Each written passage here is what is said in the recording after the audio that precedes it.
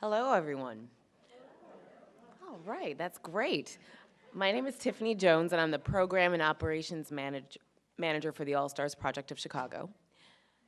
And I'm Don Harris from the 2014 graduate, I mean, sorry. I'm Don Harris, a 2014 graduate of the All Stars Project of Chicago Development School for Youth, and I'm a loan operations processor at CIBC. Dawn and I are proud to be co moderators for today's panel, What Our Young People Have to Say. In the work that we do with young people, we build environments where they can have honest conversations about the challenges they face, because this is necessary for growth. Over the past couple of weeks, Dawn and I have had conversations with some of our young adults, and they are going to share some of that with us today. Growing up, I had a very supportive family, and we struggled financially. There were 9 of us, and there was always something that challenged us.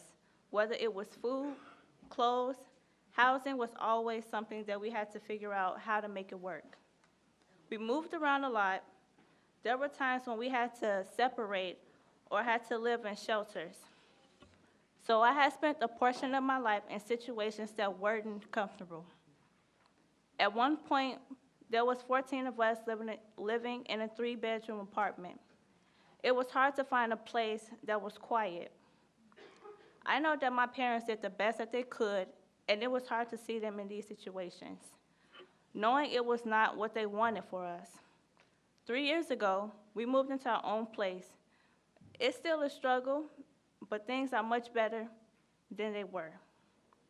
At first, it was hard to share my story, and I will only talk about my accomplishments if anyone asks. Sharing has allowed me to grow as a person and realize that I am not alone. It has also helped me to see how my story can be helpful to others. That is why I'm honored when Tiffany asked me to co-host the panel with her. We need more spaces for us to have these honest conversations. Now, I'd like to ask our panelists to join us on stage.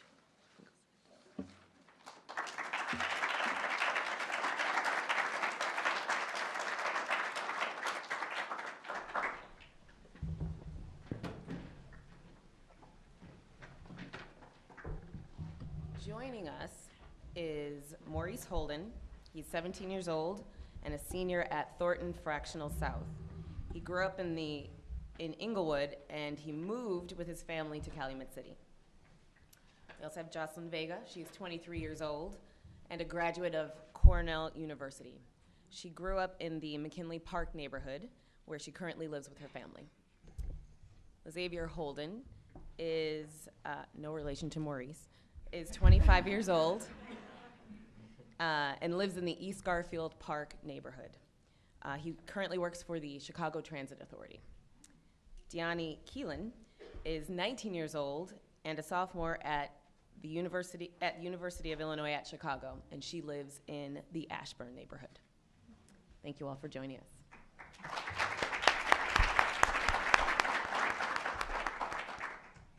All of you have grown up in our growing and challenging situations. Please share with the audience what some of those challenges are that you faced. Well, for me, my challenges and growing up in the Inglewood community have been chaotic. And it has been so chaotic. Preparing this for you guys was hard because there was so many things that have happened. I didn't know where to start. But I guess I'll just take it by category. Starting with drugs, there have been so much drugs around me, like, that I couldn't even remember all the names. There's so many different type of drugs nowadays. Like, I watched the documentaries of, the crack epidemic in Brooklyn and stuff like that, and I realized, okay, the main thing was crack. But now it's like, it's just so many. It's so many different type of pills, so many different type of marijuana, and this is all around us. And the way that it works in Inglewood, like, age really doesn't matter. You can be 13 and hang out with 20-year-olds. You can be 20-year-olds and hang out with 15-year-olds. Like, age doesn't matter at all. So you have to think, like, these drugs are around all different type of ages. Like, the child can be in grammar school, or he can be in sometimes first grade or maybe even high school. And sometimes he could be a college dropout or a high school dropout. Like, all the drugs are around us. So that's just the drug part. The violence part is I have been so close to shootings that I actually could taste the gunpowder. And I have seen like people get shot just from wrong place at the wrong time. Sometimes I see people get shot when they're just, I guess you could say, hanging with the wrong crowd.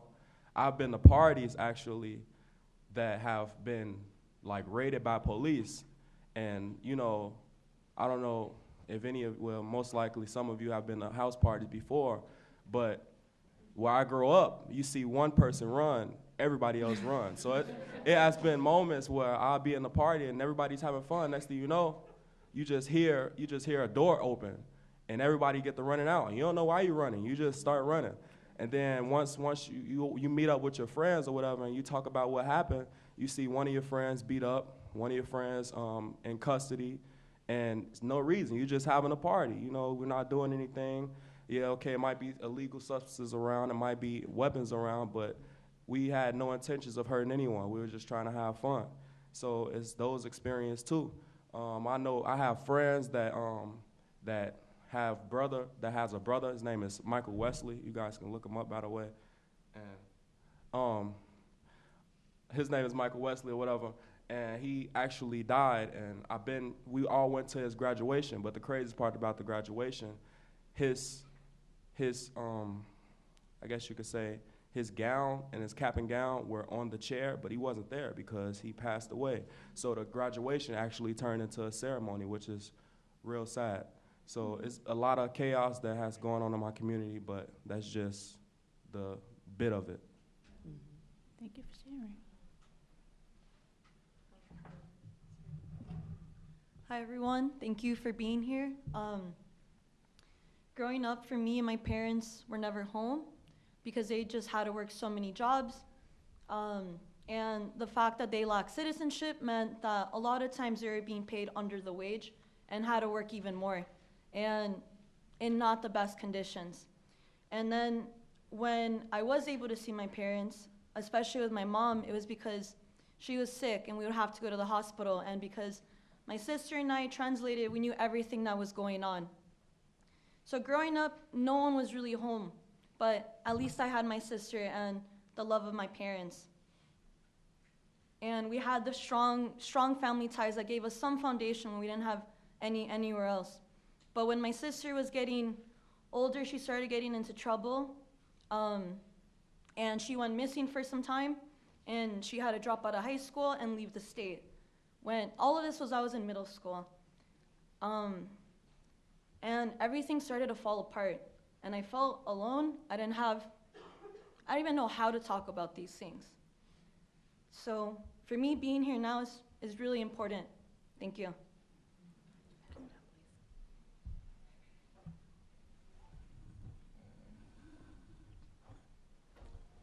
Hey, I grew up in the Austin community on the west side. And growing up there, I faced many challenges, but I would say my toughest challenge was making it out. And I don't mean making it out in the sense as like being successful and moving to like the suburbs or something like that, because I feel that's an issue within itself, and that's another story. But I mean like making it out as far as like mentally and channeling your emotions and making the right decisions so that you don't make the same mistakes that the ones before you did. And what I mean by that is I seen like my older cousins, my peers and stuff fall victim to the streets as far as either death being that, or being addicted to drugs, or just losing their life to the system and doing a extended period of time in jail and losing their years of their life. So that was a challenge because in the blink of an eye, you could, you know what I'm saying, you could be here one day living a normal life, having no problems, and then you could wake up tomorrow and you could be faced with the decision to whether, should I do this and maybe take that risk, or preserve my life and you know, just live here and maybe take a chance to see another day. And that was a big challenge for me growing up in Austin. I was born in Virginia, but I was adopted to a single-parent home, just me and my mom, and we moved here. When we first moved, we lived like 5 minutes from Skokie, and we lived like around a lot of people that didn't look like me, but I never saw that like as a problem or a downfall or anything like that. I'm just like, okay, cool, this is where we live, and people live, you know, with us too. And then we go in grade school, I realized like, there's only 4 black people at my school. They're like, oh, it's 8th grade, and there's still only 4 black people. And it's like, okay. And then we decided to move to Ashburn because she could no longer afford to live 5 minutes from Skokie. So when we moved to Ashburn, I went to a different high school, and then that was a culture shock for me because I'm like, wow, everybody looks like me. I'm like, oh, okay, this is cool. We all look like, and we're all gonna be friends, and you're gonna like me. And it's like, oh, wait, but you're not black enough. Wait, what? We look the same, and I thought that, and the challenge for me was that I thought since everybody looked the same, we were all gonna be the same, and that we were all gonna have the same interests, and I was gonna have a whole bunch of friends, and because of my environment changed, but it wasn't like that. And then on top of that, my mom like works all the time, and so I was like, cool. And I kept comparing myself to other kids, like, yeah, I have one parent, yeah. And they're like, oh, what happened to your dad? Wait, well, my situation's like a little bit different. And it's like, okay, my mom's cool, yeah, she works, and when I see her, my mom's cool, she's asleep, and my mom's cool, yeah, we talk about, and it was hard for me to say like what we talked about and what we did because our relationship was strained because she worked all the time and I didn't see her, she's asleep all the time, and I'm like, oh, cool, my mom's cool, she's my mom. Yeah. Thank you all for sharing your challenges growing up.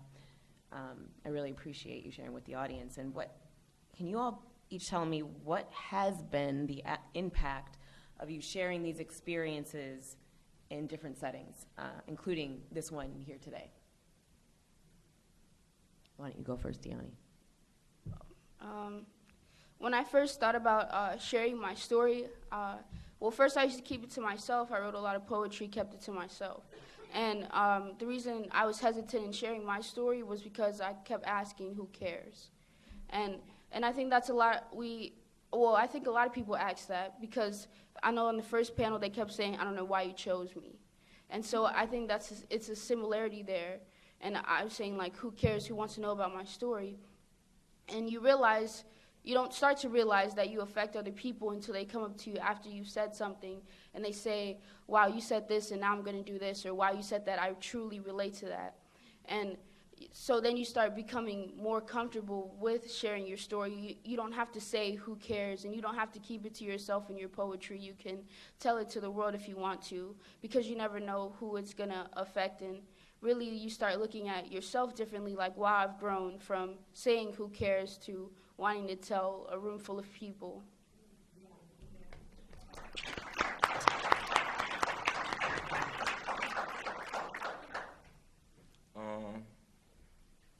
Sharing my story impacted me because I realized that it impacts others. And with that, it's like, I know when I realize when I tell my story that I might be thinking about it one way, but the person that's listening or the people that's listening may be taking it in a whole different way. And when they give me feedback, it makes me look at my story in a different way, and it helps me critique it or make it better. So the next time that I tell my story, it can have a much greater impact. And I think that's what the greatest impact I had from telling my story.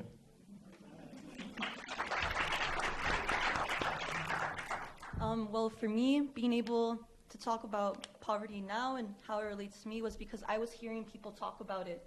Growing up, I didn't know where to start, how to explain what was happening around me. But being able to talk about poverty now has given me a language to understand my experiences and to learn from them as, its own form of knowledge. And it also helped me have a tool to talk with my parents, have conversations with them that we never had before, and realizing that they constantly blame themselves. And I couldn't do that with my parents. I didn't know how.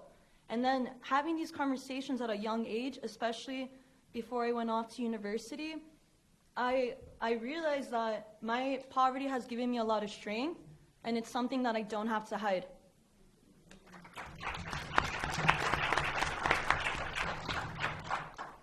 Sharing my story impacts me a lot because when you're young, you think like, who do you talk to?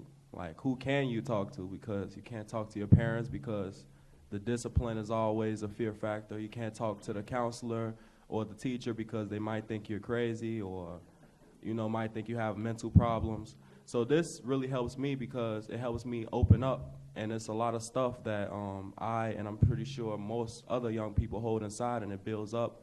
And then once it's released, it becomes a major issue, and it becomes very, I guess you could say, needed of therapy because it's holding in so much. So share my story.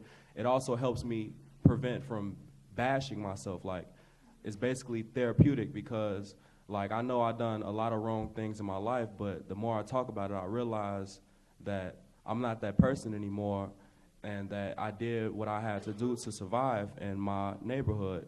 And the more I talk about it and the more I think about it, it just calms me down and makes me realize who I don't want to be anymore and where I came from. So also sharing my story, just to top it all off, it lets people know that life isn't just black and white. It's not just good and bad.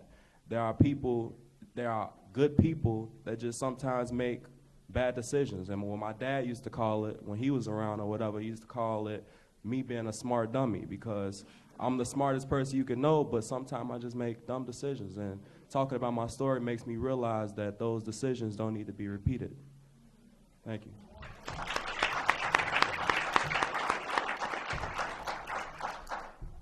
So, what do you want people to know about what has it been like to be part of a quality after-school programs? Anybody can go.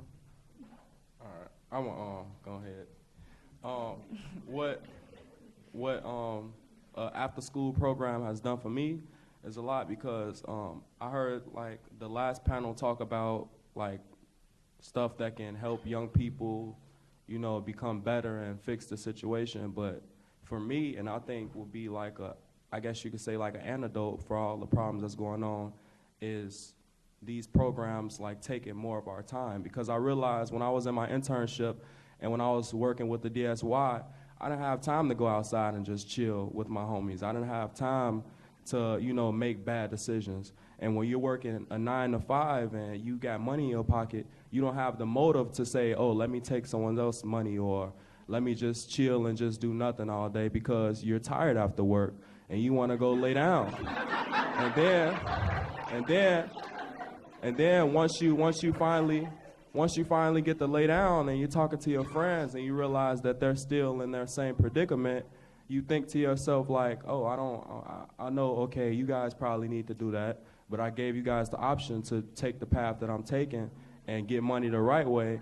So now that I have the money that's used the right way, I don't have to do the wrong thing to get the money. So I think the antidote that will help all the young people are the programs, and making sure that the programs take as much time as possible, because those long 8 hours or hours after school, like if they're taken away to something positive, it won't be no room for the negative. And poverty wouldn't matter because like no matter what the mental, because I know I probably have some problems in my head because of what I've seen, but all that doesn't matter because at the end of the day, if you don't have time to do wrong, you can't do wrong. So I think that's what needed to be done, like more internships, more money going around, because if it's more positive money, the negative money wouldn't be needed. And if it's more time spent in a positive place, negative stuff wouldn't have time to be spent. So that's it.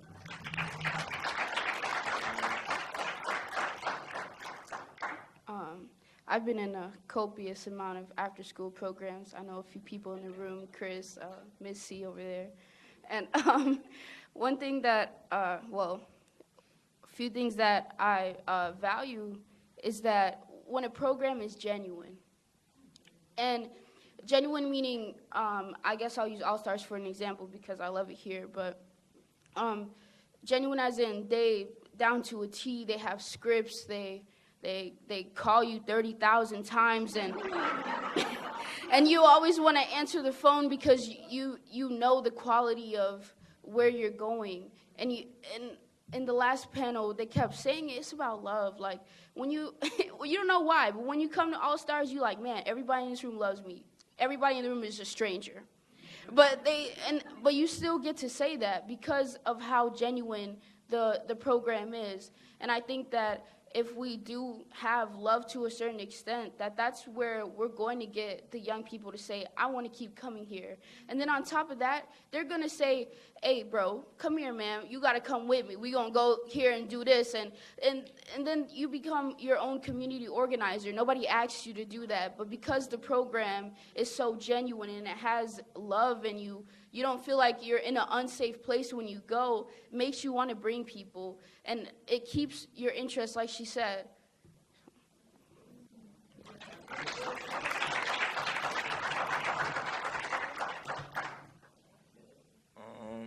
The quality of an after-school program to me, I think they was talking about it earlier. It was it's exposure, and with exposure, it's like I haven't been in many after-school programs, but the ones that I've been in, it helped me meet new people, like people that I wouldn't even have met if it wasn't for that program. Because like where I grew up at, it was like we go from Laverne to Cicero, from Lake to Madison. So in that's all that we knew. So when they built the after-school program. It was called the Peace Corner, and it was like right on Madison and like Laverne. So when we went there, it was like the people from across Madison came there, like ones that we never really interacted with because they was from the other side and stuff. And we met them, and we grew relationships with them, and before you knew it, we was going over there to their park playing. They was coming over playing with us, and it just built relationships. And I went to the Off the Street Club when I was young, and when I went there, I met a lot of people there, and I'm about to tell us a quick story, so. You have 1 minute. I have 1 minute? Okay, I'm gonna hurry up. But when I went to this Off the Street Club, like I met people there, and okay, I was like in maybe 5th, 6th grade, and fast forward to when I was a junior in high school, I was having a conversation with this guy that I had knew from. I'm like, you used to go to Off the Street Club? He like, no, I ain't go to Off the Street Club, but I knew him from the Off the Street Club, and like, you know, as we talking, he robbed me, and when he robbed me, he didn't know. That's why he was saying he didn't go to the street club. But by me knowing that he went there, I was familiar with sending him around the neighborhood, so I remember where he lived at. So, that I was able to, after he robbed me, I was able to go back and find him, and you know, of course I took the proper steps with the police and all that. But that's what I feel like. If it weren't for the Off the Street Club, I wouldn't do that.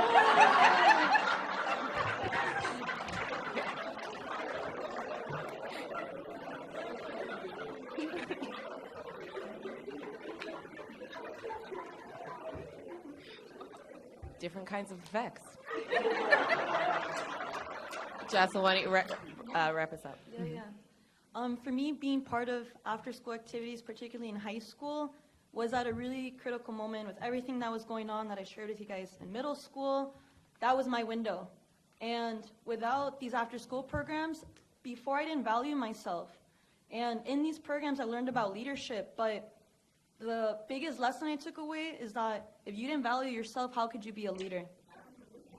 And when I went to university, I realized I was being denied a lot, that I couldn't do this, I couldn't double major, I couldn't do this, or I didn't come from that background to be there, to be successful. But with those after-school activities, and when I was in those situations that carried on for 4 years, I told myself, no one can deny me if I'm not denying myself. Thank you.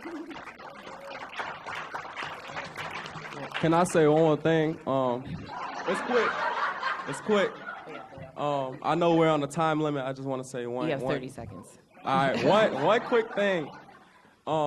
the programs, another thing that will keep everyone on the right track is giving, because you have to think like the people that's doing the most crimes, and when I was doing my dirt back way when, I know it sounds like a long time ago, but back when I was, one of those type of people, I didn't have nothing to lose, and that's another thing what's going on with the young people. They don't have a lot to lose. But when you give them something to lose, they start to think about the choices they make, because they think like, I don't want to lose like something that I worked so hard for. And that's what this program does for me, because if I'm in jail, I wouldn't be able to be here and talk to you guys. If I'm in jail, I wouldn't be able to go downtown and work a job. So like it makes people think like before they make their decision, and that's the problem. People don't think before they make a decision, because they think like, I don't have no other way out anyway. I don't have nothing to lose. The only thing I have to lose is my life. And some young people don't even care about that. So giving them something to lose will prevent them from making wrong decisions also. Our young people have a lot to say, so I promised, since Maurice took an extra 30 seconds, I'll give another 30 seconds to Deani to say one more point, and then we'll go to the next portion of this panel. Yeah, I just want to talk about real fast, sharing our stories. Like, we don't want you guys to pity us. Like, that's not why we're sharing our stories. We don't want the awe. We don't want that. What we want is for you to understand. And then when you understand is to internalize and serve that as your motivation. Like, help us, you know what I'm saying? Yeah, so. Thank you. Thank you very much, panelists. You guys have been very giving and generous with sharing your stories, and I really appreciate that. Let's give them one more round of applause.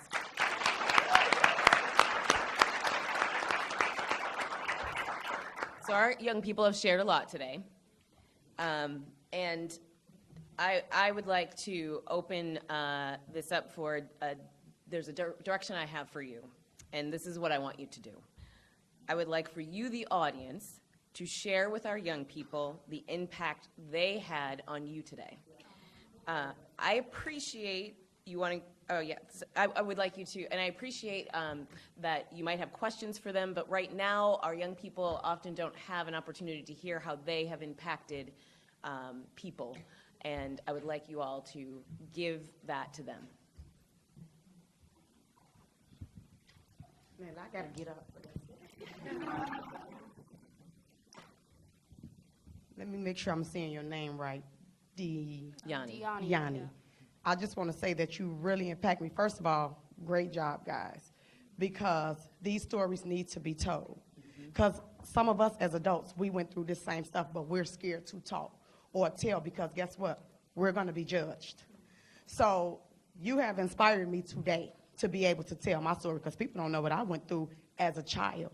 And if I tell you my age, then, you might not believe it, but because my kids are older than you guys. So I'm going to just keep it like that. So I just want to say that you guys inspired me. Maurice, Inglewoodian, we here. When I say y'all can't tell me there's no good in Inglewood, there go our product right there. And I'm here to root you on. And thank you for your story, because guess what? The story that you gave today can inspire the next young man on the street, whether he take it and run with it or not.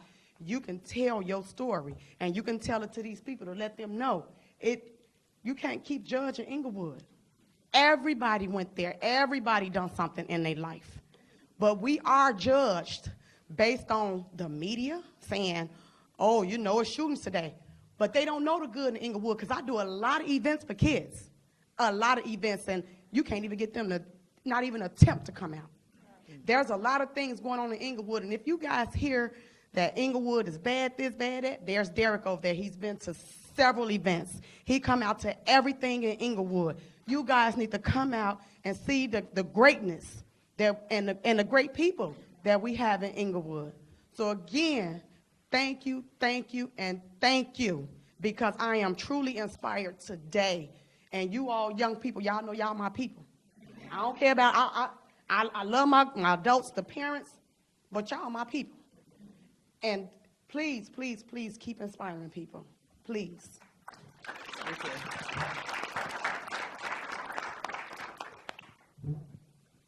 I want to let you know that you all have inspired me. I know Deanne. Her mom is, at Northeastern Illinois University, and I want to let you know you all inspired me. You all are great. You all have talent, because I see people like you every day. Students, I see administrators. I don't understand them. They always talking about them. They always talking about what they can't do, but they don't realize that what they confront. They don't realize that. So my job is, and I'll go far and beyond to help these students, because I know their help. I mentor them. So I appreciate, tell your stories, because you all have a testimony. And you all are leaders. And I'm one of my schools is Team Inglewood. And I know, and I tell people, I tell the administrator, there's a jewel in every school. There's a jewel in every school. They say, we don't want this, we don't want that, because they got this. No, there's a jewel, and I'm going to keep going to those schools, because I know I will find students that want to learn and want to get an education. You all are the leaders of the day. And when I go and recruit, I tell students, don't be afraid to talk about what your GPA is or what your ACT or SAT. You got something to give. So keep up the good work.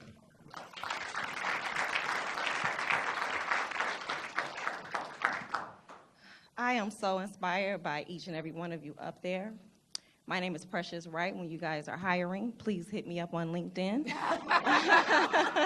Although I love my job right now, I represent the Alternative Schools Network here in Chicago. We've been around for over 40 years.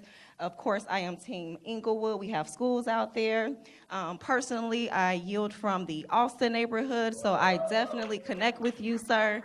My third foster home landed me in the Austin neighborhood. I am a DCFS ward of the state, and I was able to overcome my own challenges to tell my story, okay? The number one fear that people have in life is not fear of dying. It's not a fear of snakes. It's public. It's speaking in public. And so the fact that you're sitting there on this panel and you're making me cry and look crazy, I am so proud of that moment, okay? I would love to connect with each and every one of you. I would love to bring you out to our schools to connect with our youth. I would love to pay you. Please connect with me. Deanne Keelan, And okay? thank you. Thank you so much.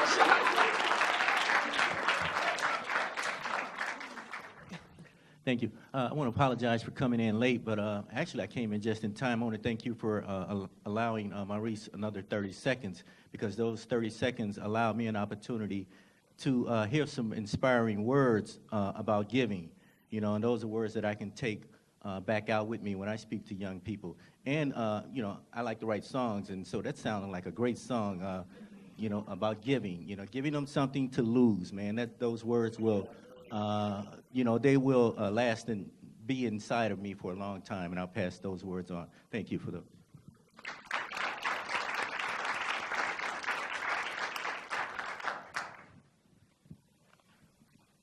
An amazing display. I can identify with you, but watching your comfort level, there is wisdom in youth. And I want you to realize, and you all know this, that every interaction is an interview. And what really stirred me about what you were saying was that your desire and passion to bring others to where you are. Because so many times in isolation, you stay in isolation. But you say, I've got the good news, and come with me. Let me show you, let me tell you about that. And Deanne, that poem, that is a poem that you said about your mom, right?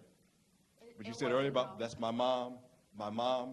It wasn't, no. But it is poetic. It is a poem. So somewhere go back, recapture it, but it is a poem that many could benefit from. So I thank all of you for your courage, your eloquence, and your persistence in achieving and reaching for greatness.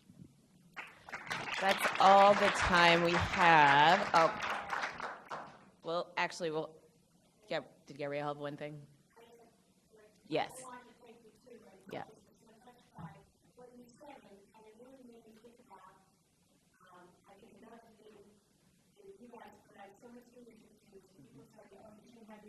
Talk about who they really are and where they came from and the hardships they have, because there's something wrong with doing that. I feel like you provide amazing leadership to that, because we got to show people that there's nothing wrong with who you are and where you came from and what you've gone through. And if we hide that in a corner, that's what's wrong. And I think you provide amazing leadership and just your courage and eloquence. So thank you so much. Thank you. I echo their sentiments. I can't tell you how proud I am of you right now. So you guys inspire me every day to come. Thank you, Gianni. To come to work every day to do the work that we do, to give you a platform to tell your story. So thank you very much. Thank you all for being builders of the after-school growth movement here in Chicago. And as I said, hearing the impact of the programs and on your lives is truly, truly moving. So thank you for joining us. And we're going to all stand together and take a quick photo. And then we're going to have a couple more people join us in a moment. So thank you all.